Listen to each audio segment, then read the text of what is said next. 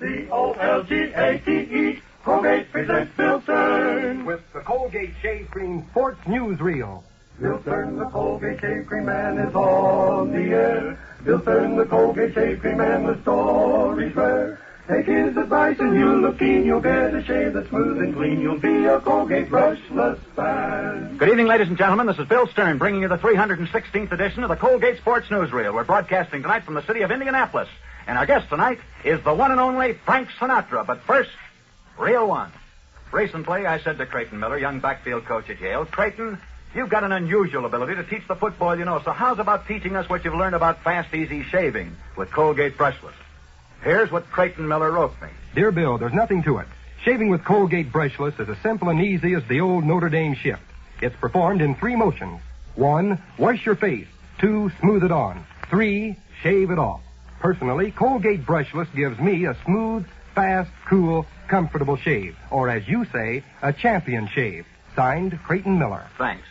So many great champions like you shave with Colgate brushless. The Colgate brushless is known as the shave cream of champions. Creighton Miller gave you the basic reasons why. Because shaving with Colgate brushless is so simple and easy. Because a Colgate brushless shave leaves your face smooth, cool, and comfortable. Personally, I choose Colgate brushless in the jumbo 9-ounce economy size jar that lasts longer and fits better on the bathroom shelf. But tube or jar, you'll find Colgate brushless is especially made to be light, fluffy, never gummy nor greasy. And your face feels moist and comfortable all the way through. And get this. Because Colgate brushless isn't gummy or greasy, it rinses easily off your face, your hands, and your razor. Prove it for yourself. Get a jumbo jar tonight. And if you're not 100% satisfied, just send the top of the carton to me, Bill Stern, care of Colgate, Jersey City, Zone 2, New Jersey, and you'll get double your money back. Remember, Colgate brushless, the shave cream of champions. Reel 2, profile of a start in radio. Tonight we're broadcasting from the city of Indianapolis. We're here in Indianapolis getting ready to broadcast tomorrow's Indiana-Purdue football game. And yet, you know, ladies and gentlemen, I wouldn't be in Indianapolis as a sports announcer. In fact, I wouldn't even be a sports announcer if it hadn't been for Graham McNamee. I'm sure most of you remember Graham McNamee. He died a little over 3 years ago, and he was the greatest sports announcer that ever lived. I knew him well. In fact, Graham McNamee started me in radio. And I shall never forget how he took me, a raw beginner, and taught me how to announce sports. That's why tonight I'd like to publicly acknowledge my debt of gratitude to Graham McNamee. Acknowledge it by telling you the story called The Profile of a Start in Radio. Our story begins many years ago, before radio was popular. Graham McNamee was already then famous as a singer. In fact, Graham McNamee, as a young man, was such a fine singer that he once gave a concert at New York's famous Carnegie Hall. Another time, he sang as a soloist with the New York Philharmonic Orchestra. Yeah, Graham McNamee was a great singer before he ever became a sports announcer. However, in 1922, he decided to give up singing and to become a radio announcer. But he never regretted giving up singing, because it wasn't very long before he was announcing sports. In fact, Graham McNamee was the first sports announcer there was. He was among the first to announce a baseball game, the first to announce a football game, the first to announce a boxing match, a tennis match, a crew race. And soon, Graham McNamee was nationally famous. After Graham McNamee had become the most popular sports announcer for many years, he announced one day that he wanted an assistant. At once, boys from all over the country applied for the job. And Graham interviewed as many of these boys as he possibly could, for he wanted to find someone who could someday take his place. But most of these applicants were too inexperienced. Graham McNamee had just about given up hope of finding a successor when one day there was a knock on his office door. Come in.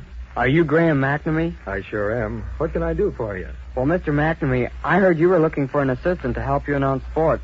I'd like to apply for that job. Wait a minute. Not so fast, honey. Suppose you tell me something about yourself first.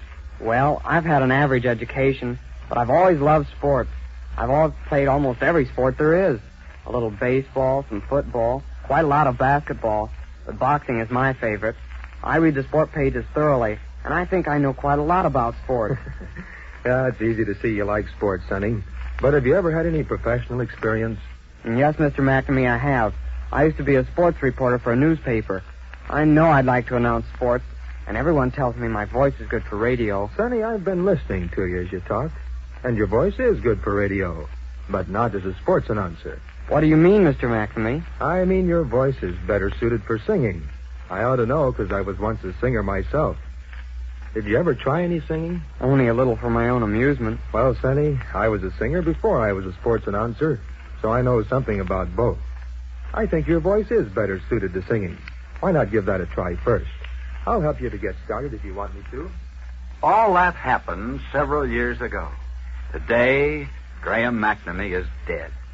And yet, you know, if he were alive, I think he'd be very, very proud.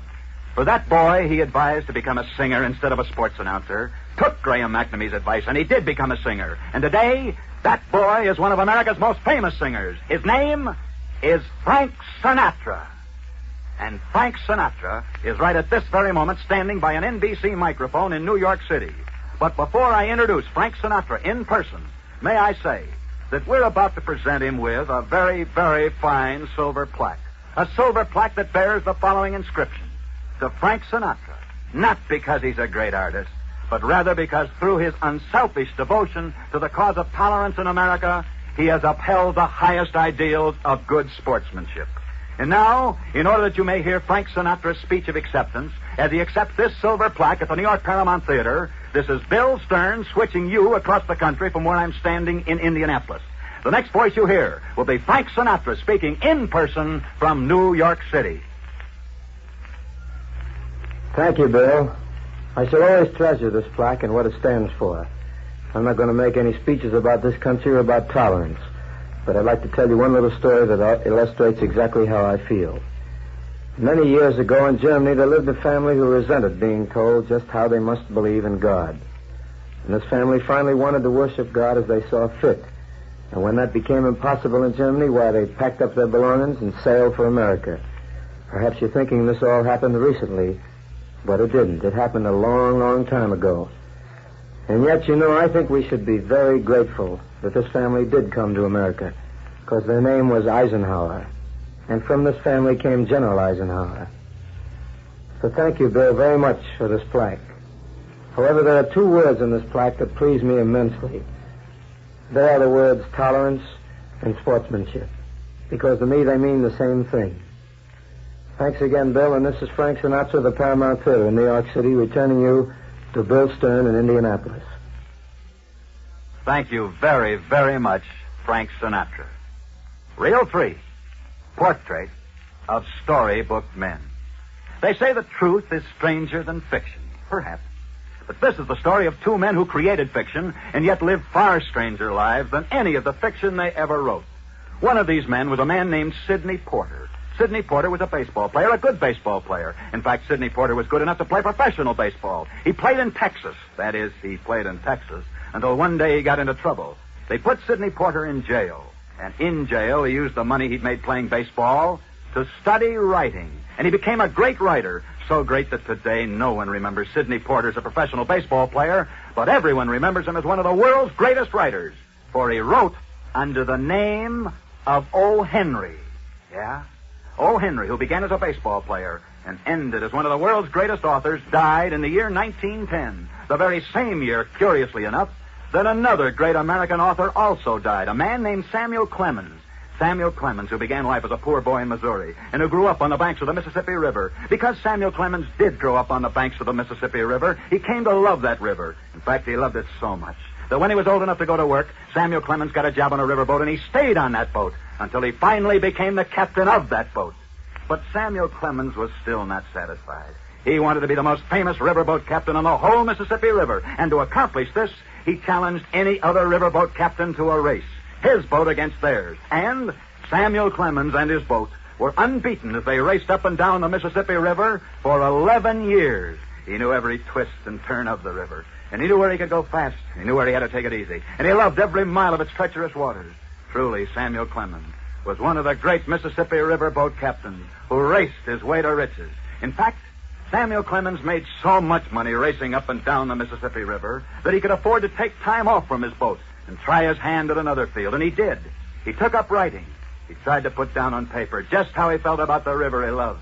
He told of his own early days along its banks. He called his book Huckleberry Finn, and it brought him world fame, even though he wrote it under the name of Mark Twain. One day, Mark Twain met a youngster from New York City, a youngster who loved to listen to these stories of the river and its people. Mark Twain and this youngster became friends, good friends. So good that Mark Twain asked this youngster, who was studying music, to put the spirit of his river into music, just as Mark Twain himself had put it into a book. And the young man did.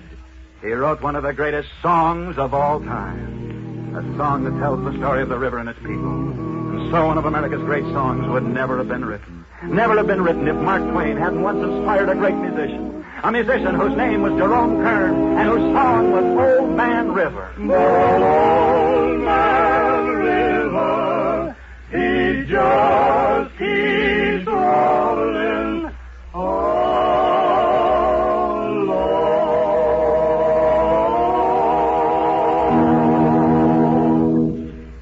Portrait of a great song that was inspired by a man who not only wrote one of the world's greatest books about his beloved Mississippi River, but who also was never beaten on that river in 11 years of racing.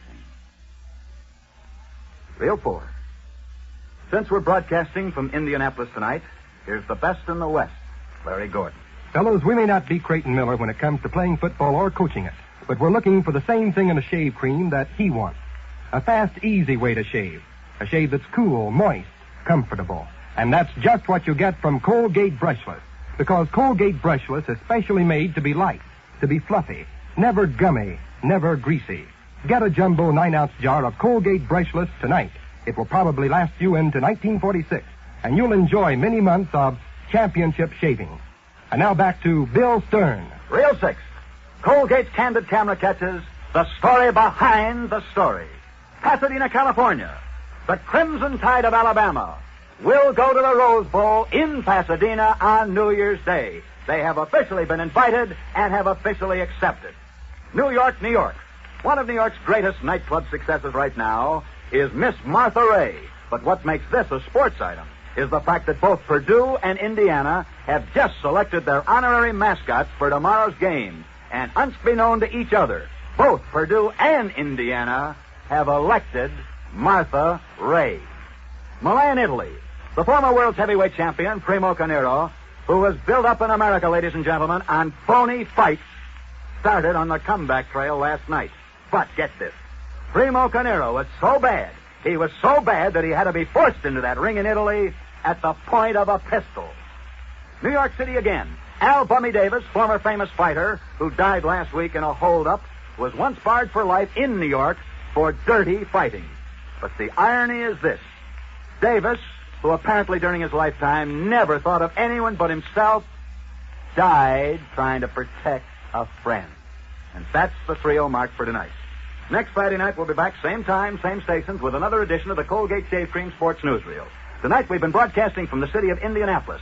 Next Friday night, we'll be coming to you from the city of Philadelphia. And our guest next Friday evening will be the very lovely and talented movie star, Miss Vivian Blaine. So be sure and be with us next Friday evening at our usual time when we present as our guest the famous screen star, Miss Vivian Blaine. See you then. And until then, I'll be seeing you on the screen in the News of the Day newsreel at your favorite Lowe's or Associated Theaters. And now until this same time next Friday night, this is Bill Stern for Colgate Shave Cream, wishing you all a good night from Indianapolis.